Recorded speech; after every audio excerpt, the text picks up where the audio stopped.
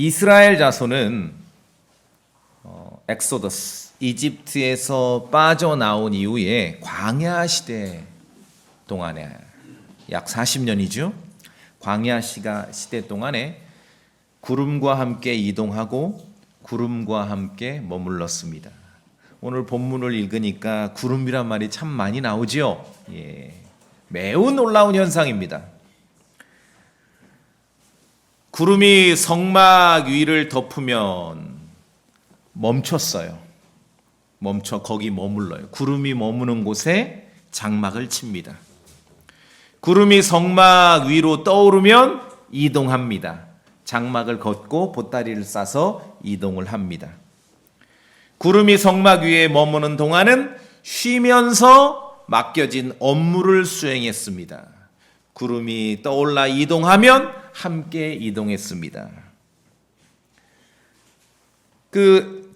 이제 이집트를 나와서 그 광야 시대 동안에 어딘가는 계속 머무르는데 그걸 누가 결정합니까? 사람들이 결정한 게 아니에요. 하나님께서 구름을 통해서 구름이 머무는 그 장소에 장막을 치고 쉬고 그곳에서 맡겨진 업무를 수행할 수 있도록 하셨습니다. 광야 시대 동안에 이스라엘 자손은 성막 위를 덮는 구름, 그리고 성막 위로 떠오르는 구름, 눈으로 볼 수 있는, 누구나 다 보는 거예요. 이것은 그 이스라엘 자손은 다 보는 거예요. 누구든지 눈으로 볼 수 있는, 분명하게 확인할 수 있는 그런 표식을 통해서 그들을 주님께서 인도하셨어요. 이게 이스라엘 자손들을 다루시고 인도하시는 방식입니다. 과거에 하나님께서는 다양한 방식으로 말씀하셨습니다. 이것을 우리가 기억하셔야 돼요. 근데 과거의 다양한 방식은 대부분 누구든지 확인할 수 있는, 눈으로 확인할 수 있고 식별할 수 있는 그런 방식입니다. 그 중에 하나가 광야 시대 40년 동안에 구름을 통해서 멈춰야 할 때와 이동해야 될 때를 멈출 장소, 그리고 장막을 칠 장소를 그렇게 결정해 주신 것입니다. 동물의 피로 이스라엘 자손들이 죄 용서받던 시대와 그리스도의 보배로운 피로 완전한 구속을 얻는 지금 이 시대가 같은 방식으로 하나님께서 늘 말씀하신다고 생각하면 그것은 성경을 몰라도 너무 모르는 거예요. 너무 모르는 거예요. 그렇죠? 다 하나님 말씀이라 그래 처음부터 끝까지 다 똑같은 게 아닙니다. 구분할 수 있어야 되고 다릅니다. 과거에는 눈에 보이는 분명한 표식으로 인도하셨습니다. 어렵지 않죠. 성막을 쳐놓고 하나님께서 이제 보내신 구름이 그 성막 위에 머무르, 그럼 거기 머무는 거예요. 텐트 치고. 구름이 떠올라 이동해. 그럼 따라가는 거예요. 이거 어렵지 않죠. 그렇게 인도하셨습니다. 그래서 성경은 자주 이 광야 시대 이후로도 자주 이 구름이 나와요. 신약에도 예수님께서 소위 말하는 이제 변화산이라고 하는데 제자들하고 산에 올라갔는데 그때도 베드로가 음성을 듣습니다.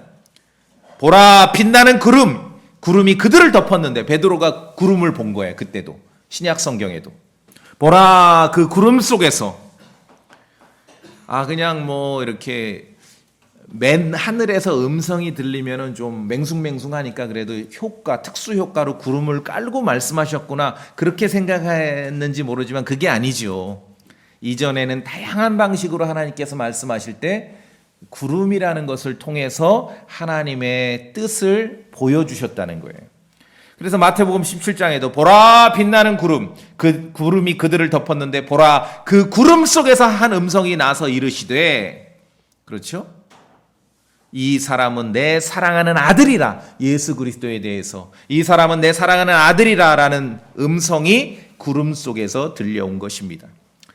이와 같이 성경은 자주 구름이 나와요.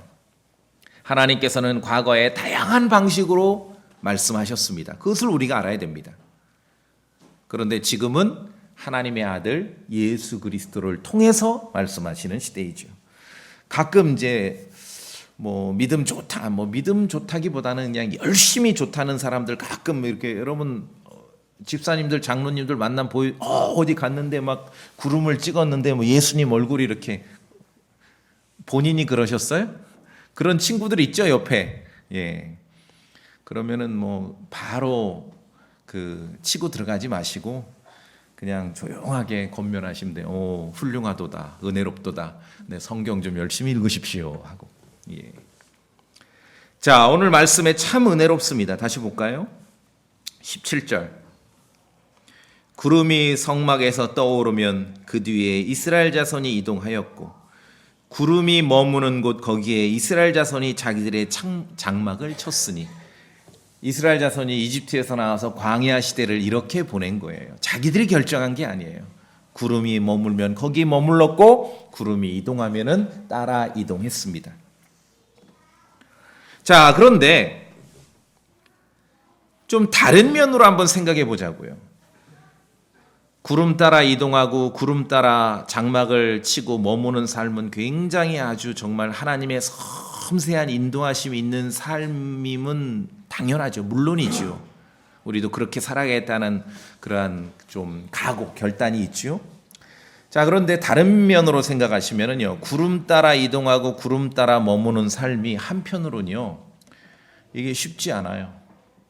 쉽지 않은 정도가 아니라 매우 불편합니다. 왜냐하면은 이 일기예보처럼 구름 이동 예보가 있는 게 아니거든요. 그냥 이동하면 이동해야 돼. 보따리 싸서. 머무르면 머물러야 돼. 구름이 며칠이고 이제 어느 지역에 딱 왔어요. 구름이 성막에 탁 머물러요. 텐트 치고 다 이제 텐트로 마을을 꾸리고 이렇게 구름이 며칠이고 성막 위에 머물면 장막 치고 텐트 치고 쉽니다. 자, 그런데 그 구름이 언제 이동할지 몰라요. 내일 아침에 하루 만에 이동할 수도 있고 이틀 있다 이동할 수도 있고 한 달 있다 이동할 수도 있고 1년 있다 이동할 수도 있어. 알질 못해요. 구름이 머물면 머무는 것이고 이동하면 이동하는 것이에요. 구름 따라 이동하고 구름 따라 머무는 삶이 한편으로는 이것은 매우 불편한 삶입니다. 자, 오늘 광야에 왔습니다. 구름이 머물러요. 머물러서 텐트 치고 다 이제 민족이 거기다 자리를 잡았어요. 근데 새벽 2시에 이동이야. 어쩌실래요? 어쩌실래요? 이 21절에 나오지 않습니까? 구름이 저녁부터 아침까지 머물다가 아침에 떠오를 때도 그와 같았으니, 오늘 아침은 좀 여유롭게 느긋하게 일어나서 아침 식사하고 커피 한 잔 마시고 그렇게 준비하고 다 여유롭게 이렇게 좀 늦장 피고 있는데 구름이 막 이동을 하는 거야. 그럼 어떻게? 보따리 싸서 따라가야 돼요. 21절 더 보세요. 그때 그들이 이동하되 낮이든 밤이든 구름이 떠오르면 그들이 이동하였더라. 구름의 인도함을 받는 그 삶이 물론 하나님의 아주 세밀하고 적극적인 인도하심이었지만 인간 편에서 보자면은 이게 상당히 불편해요. 불편하죠. 밤에도 이동할 수 있고 낮에도 이동할 수 있어. 근데 무슨 뭐 구름 이동 예측 예보가 있는 것도 아니거든요. 한국 사람이었으면 분명히 구름 이동 예측 시스템을 만들어 놨을 거예요. 아니면은 점쟁이를 찾아간다든지 언제쯤 구름이 이동할까요? 뭐 하루 이틀 만에 이동하는 건 그러려니 하겠는데, 그래서 아이고 뭐 그냥 대강 치고 잠이나 자자. 또 이틀 있으면 이동할 거니까. 그 보따리도 안 풀렀어. 근데 거기 1년을 머물러. 이 굉장히 불편한 삶이에요, 사실은. 사람의 입장에서 보면은 구름과 함께 여행하는 삶이 그다지 17절에 다시 보면은 이스라엘 자손이 이동하였고 구름이 머무는 곳 거기에 이스라엘 자손이 자기들의 장막을 쳤으니 무슨 뭐 유행가 가사 같지요. 근데 이게 그렇게 목가적인 장면이 아니에요. 믿음이 있을 때는 하나님에 대한 전폭적인 신뢰와 어떤 상황에서도 주 하나님께서 자신들을 최선으로 인도하신다는 그런 믿음과 신뢰가 있을 때는 별 문제가 없지만 우리가 구약을 읽고 광야 시대 이스라엘 자손들의 모습을 봤을 때 이스라엘 자손들 안에 불신앙이 스며들게 되면은요, 이거는 그야말로 정말 불편하고 때로는 매우 짜증나고 때로는 정말 지루한 삶인 거예요. 구름 따라 머물고 구름 따라 이동한다는 것이. 하루 이틀 만에 이동할 줄 알고 보따리도 안 풀렀어. 근데 거기는 1년을 머물러. 보니까 1년을 머물기도 하고 6개월을 머물기도 하니까 여유롭게 어디 가면 그냥 느긋하게 그렇게 펼쳐놨는데 텐트 친 지 6시간 만에 오밤중에 한밤중에 비상 사이렌이 울려가지고 이동 준비하고. 인간 입장에서 보면, 사람들 입장에서 보면 그러하다는 것이죠. 때로는 지루하고 정말 오래 기다려야 되는 그런 삶이고 때로는 정말 느닷없고 급작스럽게 이동해야 되는 삶이고. 저는 이 말씀을 읽으면 늘 생각나요. 예전에, 오래전이죠 벌써. 아이가 지금 군대 갈 정도 됐으니까. 제가 이제 군대 생활할 때 어느 훈련을 참가했는데 7시간을 걸어갔어요. 여름에. 와, 여러분 50분 걷고 10분 휴식 7시간 걸어보셨어요? 제가 걷는 거에는 낙오를 안 해요. 제가 그래서 워낙 걷는 거에 훈련이 돼서 7시간을 걷고 이제 저녁에 돼서 야영지에 도착을 했어요. 다 이제 자리를 잡고 텐트를 치고 냇가에서 씻고 7시간 걷는 동안에 땀에 쩔은 속옷 싹 갈아입고 뽀송뽀송한 속옷 입고 저녁 먹고 그날따라 밤에 나는 근무도 없어. 와, 이제부터 이제 침낭에 들어가서 이 10시간을 내가 자야 되는데 얼마나 행복한 밤이냐, 이 밤이. 옷 갈아입고 텐트 속에 들어가 침낭으로 속옷도 싹 갈아입고 이제 10시간을 지금부터 잠잘 준비를 하는 거예요. 딱 들어갔어.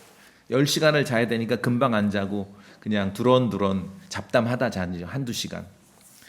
이제 한두 시간 잡담하다 자려고 딱 준비하는데 호루라기가 싹 부는 거예요. 호루라기. 밤에 철수 준비하라. 진짜예요. 잠 못 자고 뽀송뽀송한 속옷 또 젖어가면서 또 7시간 밤에 걸어왔어요. 그때 속으로 저런 인간들이 지휘를 하니까 나라가 이 모양이지. 그러니까 뭔가 예고 없이 구름 따라 멈추고 구름 따라 이동한다는 삶이요, 순전히 인간 입장에서 보면 이건 매우 아주 정말 불편한 삶이에요. 때로는 너무 오래 기다려야 되고 때로는 너무 지루하고 때로는 너무 짜증나고. 그러니까 광야 시대에서 이스라엘 자손들이 그렇게 많은 일들을 벌인 게 좀 인간적으로는 이해가 되지요. 예. 실제 많은 이스라엘 자손들이 광야에서 하나님을 매우 불쾌하게 했어. 불편하게 만들었죠. 어떻게 보면 인간적으로는 조금 이해는 돼요. 또 많은 이스라엘 자손들이 자신들의 불편한 생활 때문에 짜증을 내다가 죽기도 했습니다.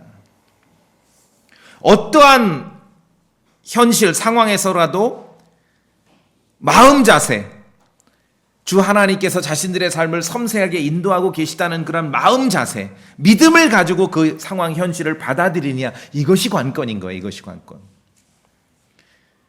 어떤 일이 벌어질 때 우리가 불편하고 짜증나고 그렇게 아주 싫을 수는 있지만 우리의 감정이 어떠한다 하더라도 변화될 수 없는 상황들이 있지 않습니까?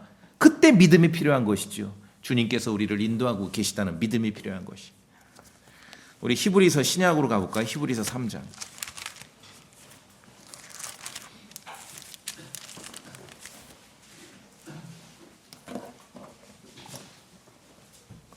히브리서 3장 8절. 자, 방금 민수기 읽고 제가 이야기한 것을 기억하시면서 히브리서 3장 8절을 읽어봅시다. 3장 8절 같이 읽습니다. 시작. 경노하게 하던 때, 즉 광야에서 시험하던 날에 한 것 같이 너희 마음을 강팍하게 하지 말라. 그 구름 따라 이동하고 구름 따라 멈추는 삶 속에서 많은 이스라엘 자손들이 그 불편을 토로했고 아주 짜증을 냈고, 그렇죠? 불신앙이 스며들었기 때문에 매우 하나님을 불쾌하게 만들었던 거죠. 그 얘기를 하는 거예요. 자, 그 아래로 4장으로 갑시다. 히브리서 4장 2절, 여기도 함께 읽겠습니다. 그들의 삶이 우리에게 어떤 영적 교훈을 주는지. 4장 2절입니다. 시작. 우리뿐만 아니라 그들에게도 복음이 선포되었으나 선포된 그 말씀이 그것을 들은 자들 속에서 믿음과 섞이지 아니하였으므로 그들에게 유익을 끼치지 못하였느니라. 예. 뭐가 다릅니까? 믿음으로 받아들이지 않았다는 거예요. 하나님의 그런 섬세한 인도하심을 믿음으로 받아들이지 않은 것이죠. 어떻게 하시겠습니까? 이스라엘 자손들처럼 그렇게 눈에 보이게 구름으로 여러분의 삶을 하루하루 인도하시는 게 좋습니까? 아니면은 하나님의 말씀을 읽고 믿음으로 하루하루 살아가는 게 좋습니까? 어떻게 하시겠습니까? 그들이 믿음으로 받아들이지 않을 때 누구나 확인하고 식별할 수 있는 분명한 표식을 통해 인도하셨지만 그들의 삶이 그들에게 그렇게 유익하지 못했다는 것이죠. 중요한 건 믿음으로 그 상황을 어떻게 받아들이느냐, 그것이 중요한 것이죠. 이제 생각해 보니까 그 구름 따라 머물고 구름 따라 이동하는 게 그렇게 목가적인 삶이라는 것은 아니죠. 한편으로는 이게 참으로 불신앙이 스며들 때는 위태로울 수 있구나.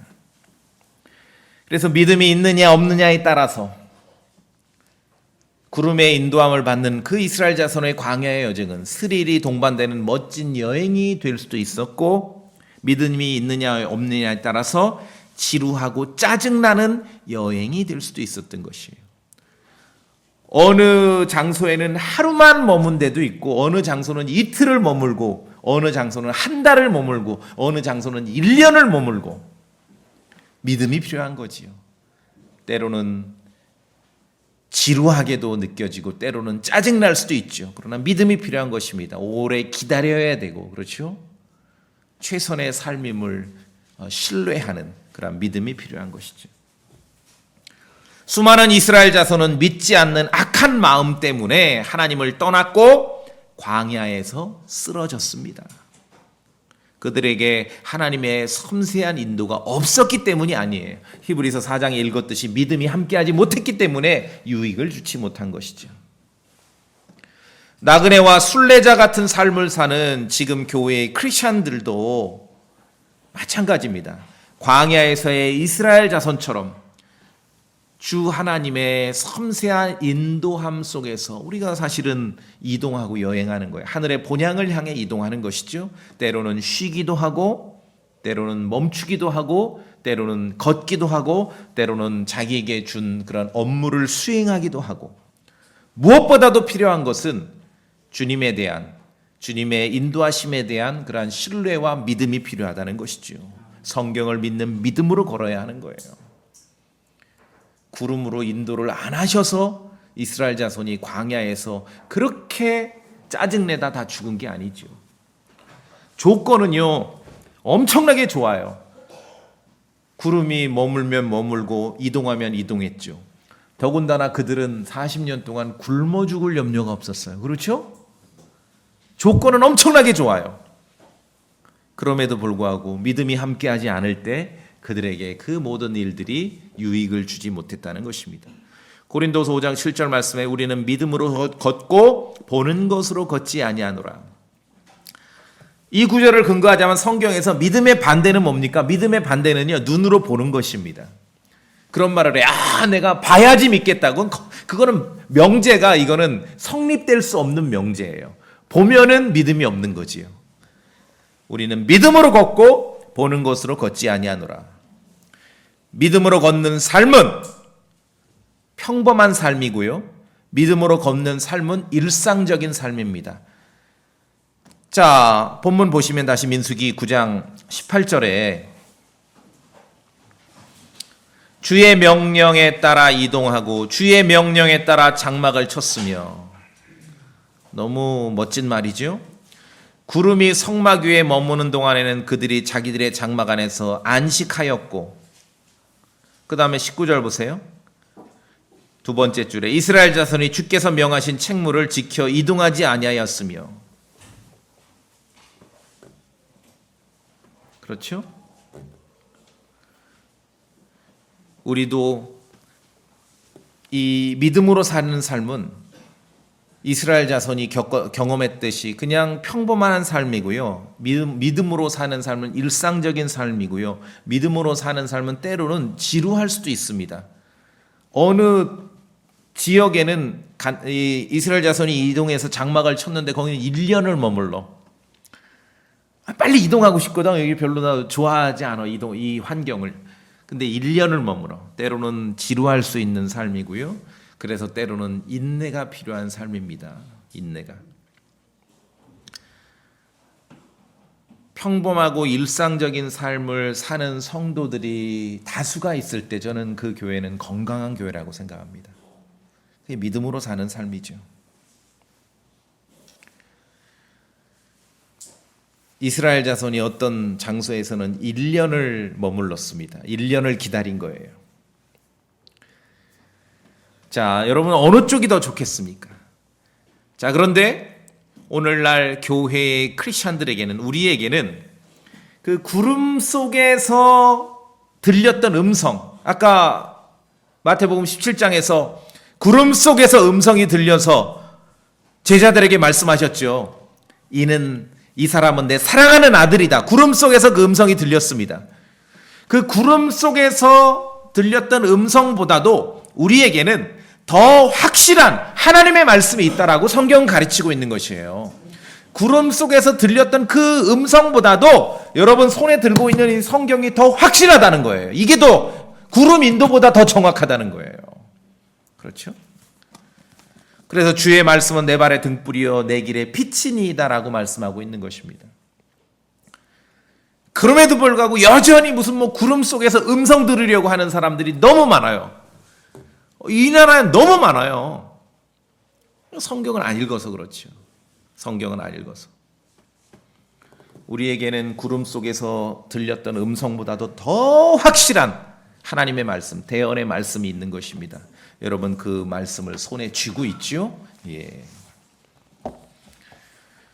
자, 다시 이제 민수기 9장 본문으로 가보시면은 실제로 이스라엘 자손은 지금 9장의 이 스토리가 펼쳐지는 그 지역이 시내 광야거든요. 이 시내 산 아래를 시내 광야라 해요. 시내 광야에서 여기서 사실은 진짜 1년을 머물렀어요. 1년. 자, 민수기 10장 11절 보세요. 전체 광야 시대 여정 가운데 민수기 10장 11절은 굉장히 중요한 그러한 구절입니다. 여기서 이제 굉장한 큰 변화가 있죠. 민수기 10장 11절 천천히 한번 읽어보겠습니다. 민수기 10장 11절 시작. 둘째 해 둘째 달 20일에 구름이 증언의 성막에서 떠올랐으므로. 와! 구름이 어떻게 됐어요? 떠올랐어. 그럼 어떻게 돼? 빨리 텐트 철거해. 빨리 보따리 싸. 바쁘죠. 이제 이동해야 돼. 그래서 12절까지 제가 봅니다. 이스라엘 자손이 시내 광야에서부터 이동하였으며, 그렇죠? 예. 13절. 그들이 모세의 손으로 전달될 주의 명령에 따라 처음으로 이동하였더라. 사실 이제 본격적으로 이때부터 시내 광야에 출발해서 이동을 합니다. 자, 그런데 10장 11절 처음으로 가보세요. 둘째 해, 둘째 달 20일에. 제 설명을 한 번만 들으면 여러분 성경을 읽으실 때 굉장히 유익합니다. 성경을 읽으실 때 시간을 기술했는데 시작점이 명시되지 않았어. 이게 밑도 끝도 없이 지금 둘째 해, 둘째 달 20일에 구름이 이동한 것이에요. 이건 뭐예요 도대체?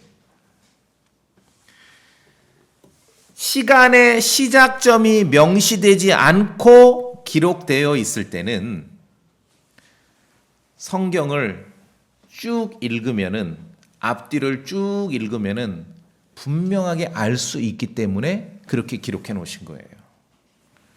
그럼 모르면은 앞으로가 읽으면 돼요. 9장 1절 성도님들 읽어보세요. 9장 1절 민수기 9장 1절 그들이부터 시작. 그들이 이집트 땅에서 나온 뒤 둘째 해 첫째 달에 주께서 시내 광야에서 모세에게 말씀하여 이르시되. 아하, 이제 아시겠죠? 이 광야 시대의 시간의 시작점은 이집트 땅에서 나온 것을 기준으로 하는 거예요. 엑소더스 출애굽기 12장이죠. 첫 번째 6월절. 이건 너무 당연해. 그게 껌이야, 껌. 그거를 당연히 그 시간을 딱 설정해 놓고 그 뒤로 광야 시대를 기록할 때 매번 기록하지 않아요. 그냥 둘째 딸 그러면은 아하, 이집트에서 나온 지 둘째 해 둘째 딸이구나. 그렇게 기록해요. 성경에 읽어보시면. 가다 까먹을까 싶어서 한 번씩 또 써줘. 한 번씩 살짝.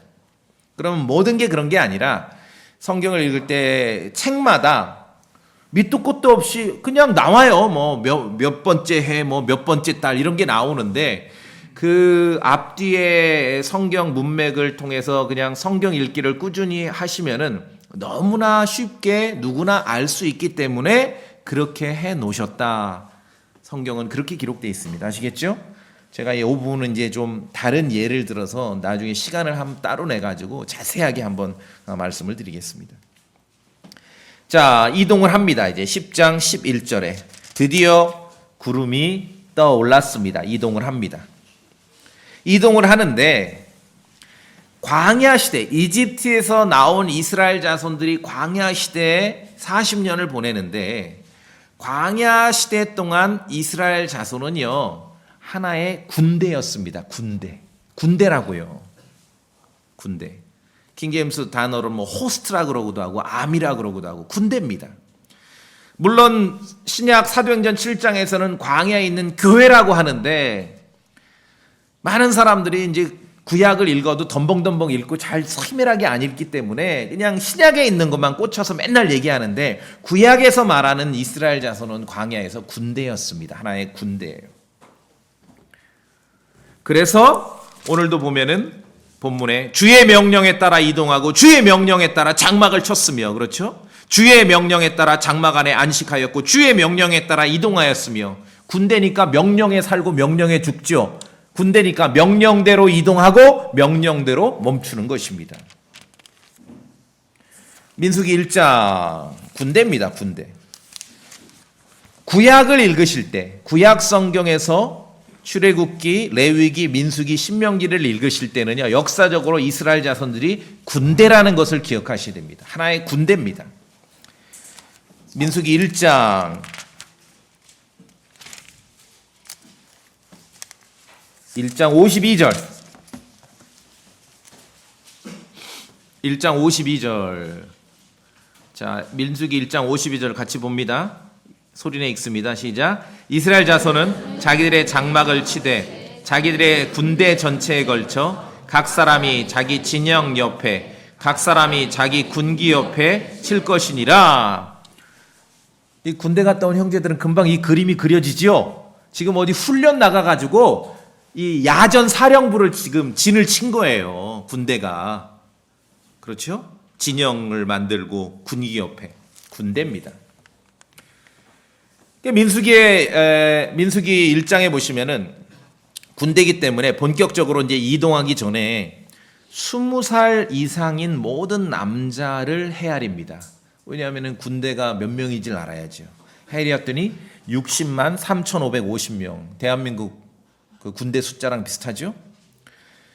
이 사람들은 20살 이상의 남자만 헤아린 거예요. 왜? 싸움에 나갈 수 있는 사람을 헤아린 거거든요. 아니, 어린 아이들이 전쟁을 못 나가잖아요. 그래서 싸움에 나갈 수 있는 20살 이상의 남자만 헤아렸는데 60만 3,550명. 60만 대군이에요. 60만. 하나의 군대입니다.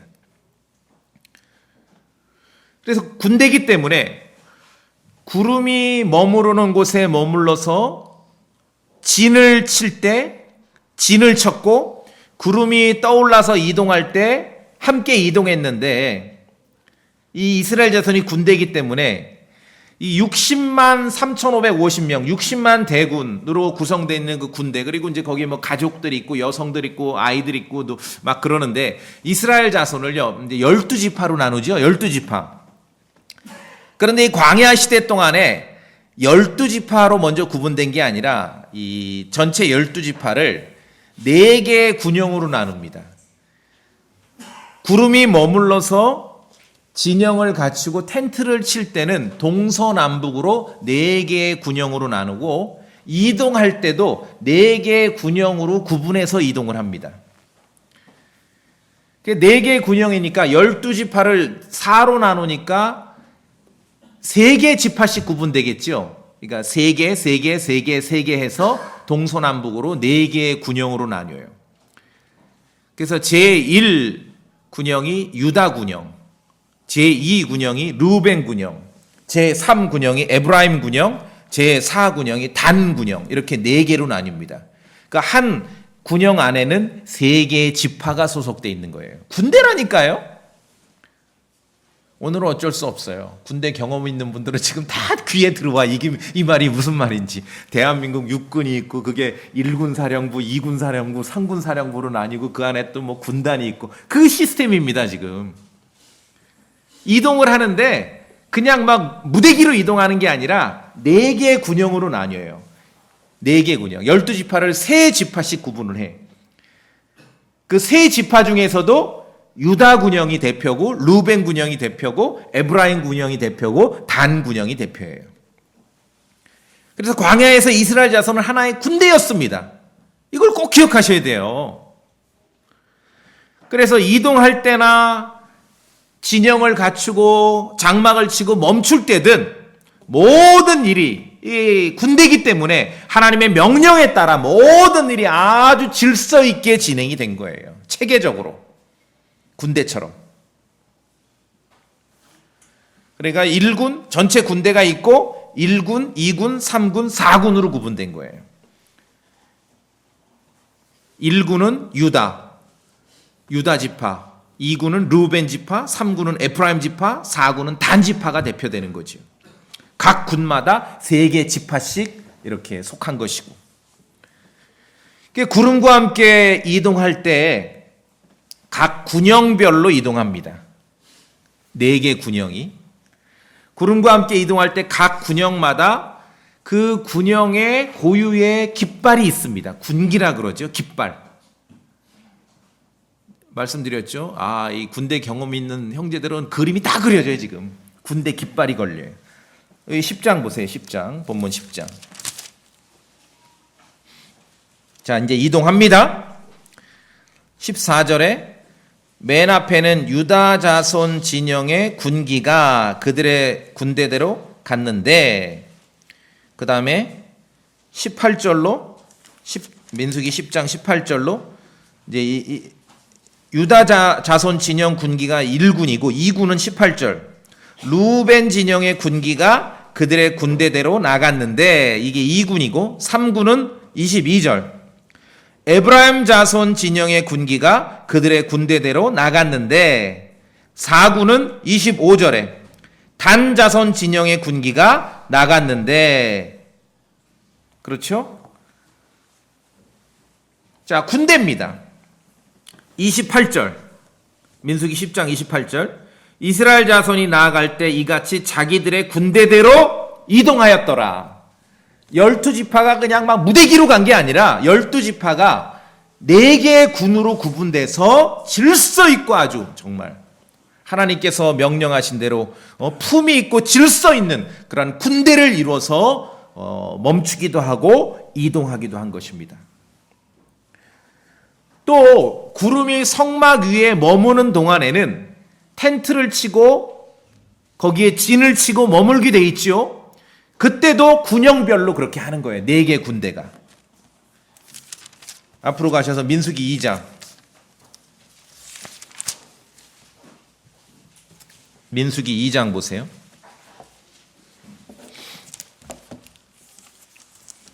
여기는 이제 멈출 때입니다. 동서남북으로 텐트를 치고 멈출 때 2장 3절에 해 뜨는 쪽으로 동쪽에는 유다 진영의 군기에 속한 자들이 두루 그들의 군대별로 진을 칠지니라. 이게 1군이죠. 1군. 3개의 지파가 여기 속합니다.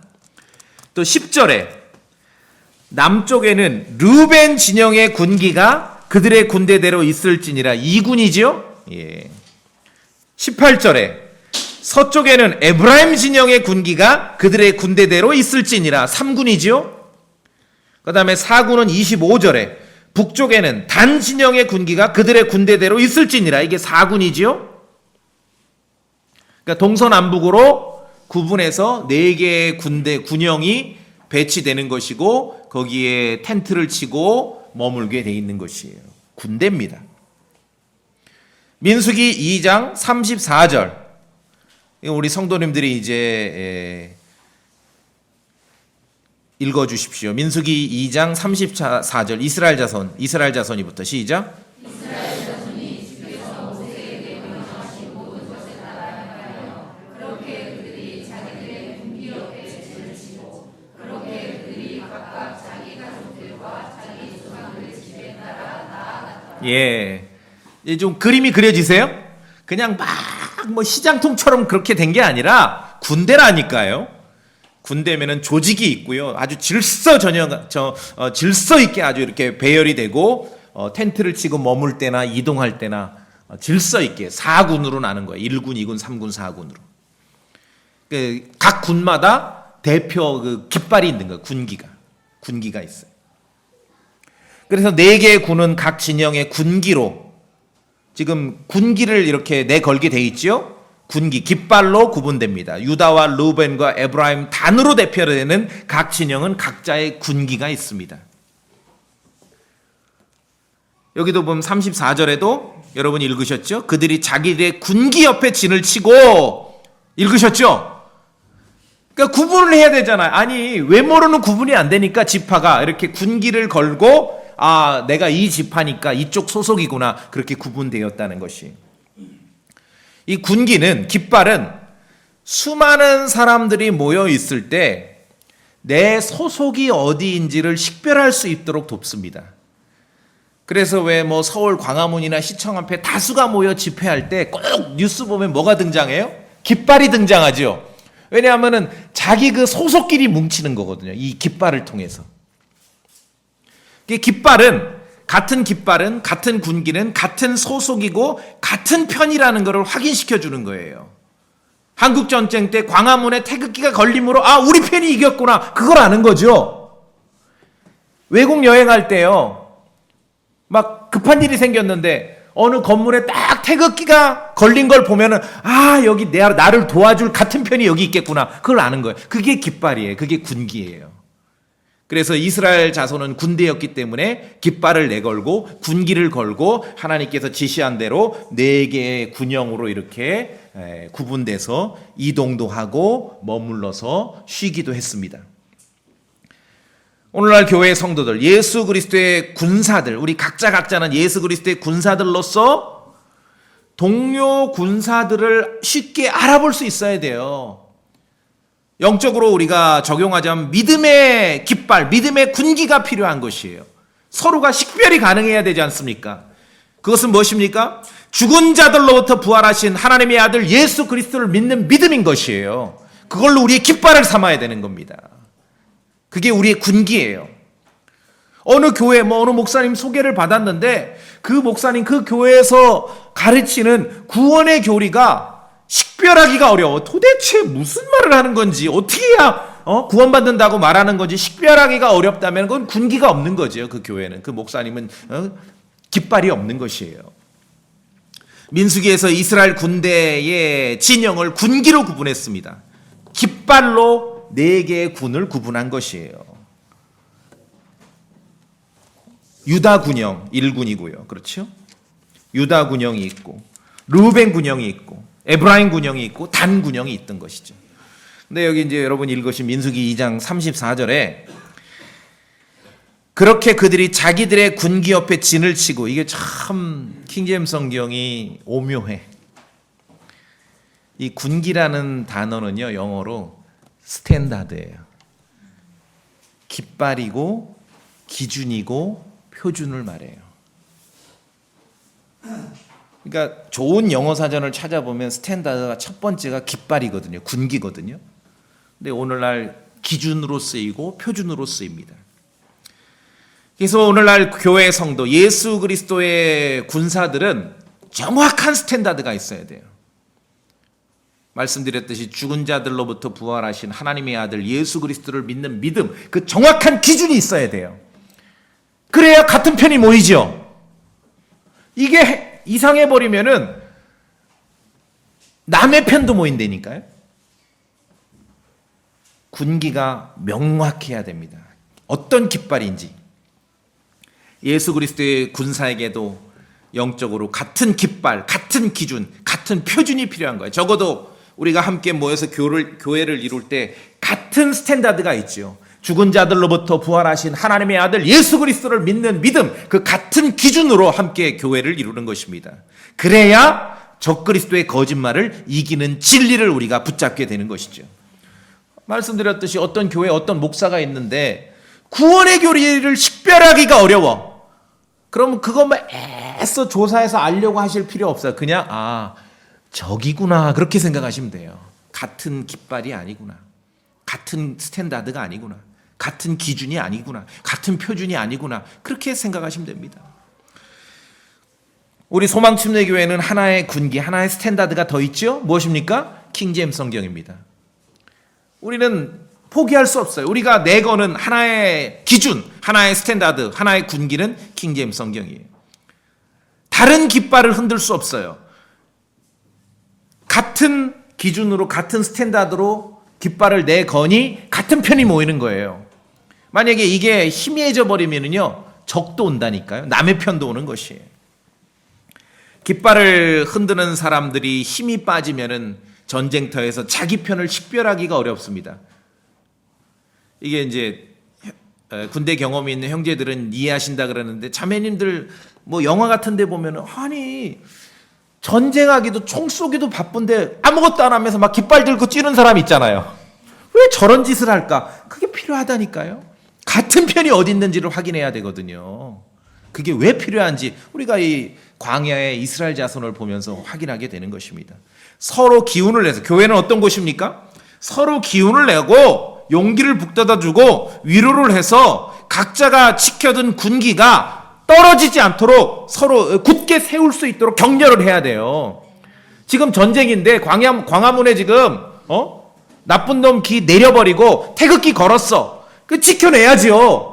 이 깃발이 내려오지 않도록 서로 격려하고 위로하는 게 교회예요. 무슨 뭐 자기 알량한 자존심 세우는 데가 교회가 아닙니다. 이사야서 말씀에 백성을 위해 군기를 세우라, 그렇게 하나님께서 말씀하셨습니다. 스탠다드를 세우라는 거예요. 백성들을 위해서. 소망침례교회는 어떤 군기가 있는가? 예수 그리스도, 정말 십자가에 못 박힌 예수 그리스도를 지켜 올리고 세우는구나. 저런 깃발을 흔드는구나. 킹제임스 성경이 분명한 스탠다드구나. 그렇죠? 우리 한 구절 봅시다. 이사야서 49장. 다른 깃발을 흔들면 안 되는 거예요. 그러면은 이게 싸울 수가 없어요.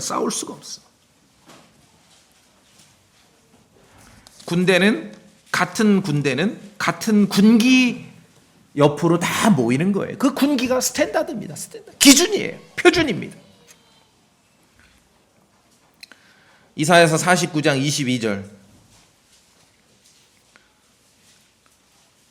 이사야 49장 22절.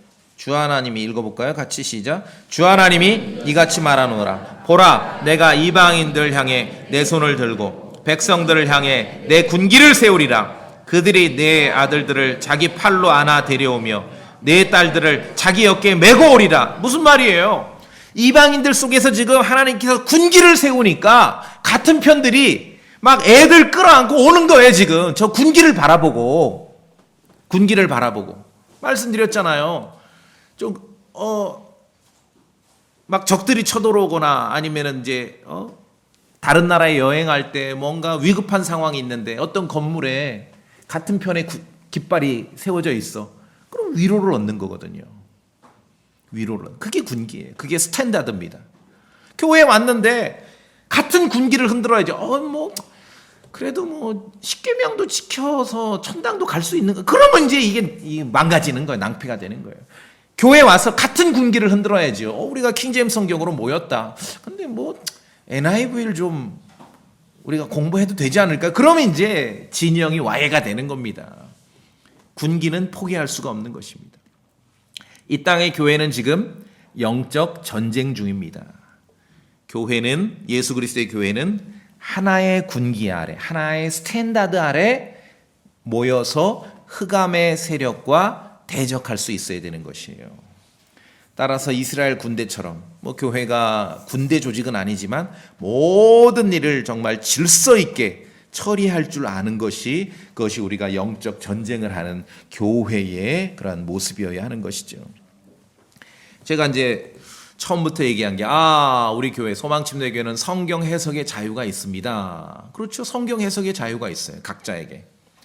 그런데 그 말은 성경 해석의 자유가 있다고 해서 자기 마음대로 가르칠 수 있는 자유가 있다고 말씀드리는 게 아니거든요. 예. 또 현대 많은 크리스천들이 회피하려는 진리가 있습니다. 지금 이 시대에 이 지상에 존재하는 교회에는요, 반드시 감독이 있고 설교자가 있어야 합니다. 가르치는 재능이 있는 설교자가 없으면 성경이 가르치는 교회는 아닙니다. 이전에 보면 많은 사람들이 성경이 가르치는 교회에 대해서 오해하는 사람들이 많아요. 사실은 어떤 분이 새롭게 이제 복음전에서 우리 성도들이 초대한 게 아니라 그냥 스스로 자의로 우리 교회를 방문해 알고서 그러면은요 그분이 교회 올 때 1, 2, 3, 4 아이들처럼 벨라 만나려고 오는 게 아니에요. 설교 들으려고 오는 거예요. 그렇죠? 그래서 같은 편이면은 하나의 군기를 흔들어야 돼요. 적어도 소망침례교회는 십자가에 못 박이신 예수 그리스도, 죽은 자들로부터 부활하신 하나님의 아들 예수 그리스도를 믿는 믿음으로 변함없는 그것이 스탠다드가 되어야 하는 것입니다. 더군다나 우리에게는 역사적이고 시대적 사명이 있지요. 보존된 하나님의 말씀 킹제임스 성경이 우리에게 스탠다드가 되고 기준이 되어야 되는 거예요. 그게 우리가 영적 싸움을 싸우는 그리스도의 군사로서의 우리가 흔들어야 될 군기라는 것이죠. 각자 자기가 흔들고 싶은 깃발 흔드는 거 아니에요. 그럼 진영이 무너져요. 진영이 무너져요. 같은 전체 60만 대군 이스라엘 자손이 4개의 군영으로 구분되어서 각 군영마다 각자의 스탠다드, 깃발을 흔들었죠. 그래서 그 군영에 속한 사람들이 거기에 모여든 거예요. 자기 각자의 깃발을 흔들면 안 돼요. 그것은 우리가 영적 싸움을 싸울 때 효과적으로 싸울 수 없습니다. 자, 시내 광야에 이제 본격적으로 이동하면서 처음에 이스라엘 군대를 헤아렸더니 60만 3,550명이라고 말씀드렸어요. 나중에 40년이 끝날 즈음에 한 번 더 군대를 헤아려요. 그랬더니 그때는 60만 1,730명이에요. 비슷하네요. 근데 뒤에가 달라. 처음에는 3,550명이었는데 40년 끝날 때 1,730명이에요. 늘었어요? 줄었어요? 줄었어. 40년 지났는데 오히려 한 2,000명 이상 줄었어요. 이스라엘 자손이 광야에서 구름과 함께 진을 치고 구름과 함께 이동하던 그들의 여정이 말씀드렸듯이 그렇게 목가적이지 않았다는 거예요. 인구가 줄었어요. 많은 인내가 필요했고 믿음이 필요했습니다. 많은 사람들이 믿음이 없음으로 말미암아 광야에서 다 쓰러져 버린 것이죠. 주의 명령에 따라서 질서 있게 잘 조직된 군대였지만 주의 말씀을 구체적으로 따르지 않을 때 별로 번성할 수 없었다는 것입니다. 이스라엘 자손에게는 구름이었습니다. 예수님의 사도들에게도 구름 속에 음성이 들렸습니다. 그런데 우리에게는 그 구름 속에서 들렸던 음성보다도 더 확실한 하나님의 말씀이 있는 것이에요. 여러분 손에 있는 성경이 그러한 대단한 말씀이라는 것이죠. 눈에 보이는 표식보다 하나님의 말씀 성경을 기준으로 삼아서 걷는 이 믿음의 삶이 중요함을 기억하시기 바랍니다. 그리고 확실한 군기, 우리의 깃발, 스탠다드가 있어야 돼요. 그것이 기준입니다. 우리의 영적 싸움을 위해서 여러분에게, 우리에게 주신 스탠다드, 군기를 높이 지켜들고 포기하지 말고, 그래야 같은 편이 힘을 얻고 또 홀로 흩어져 있던 같은 편들이 그 군기를 보고서 모여들 수 있게 되는 것이에요. 이스라엘 자손은 광야에서 군대였습니다. 우리가 그러한 삶을 보면서 우리의 영적 삶을, 영적 싸움을 잘 살아내고 싸워야 되겠다는 그러한 결단과 각오를 한번 해야 될 것 같습니다. 그렇게 하시겠습니까? 예, 다 같이 기도하시죠.